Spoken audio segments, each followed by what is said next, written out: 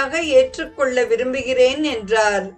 சுவாமி, நீங்கள் எங்களுடனே தங்குவதாக இருந்தால் எங்கள் பெண்ணை கொடுக்கின்றோம் என்றார்கள் குரவர்கள்.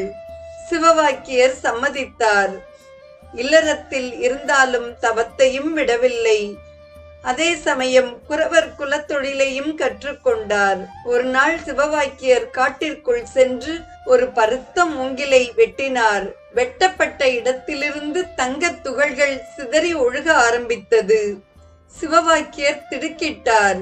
சிவபெருமானே, என்ன இது? நான் உன்னிடம் முக்தியை அல்லவா கேட்டேன். இப்படி பொருளாசையை உண்டாக்கலாமா?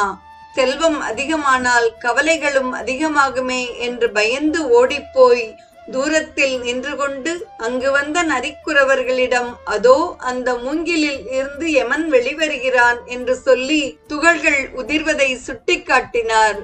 குறவர்கள்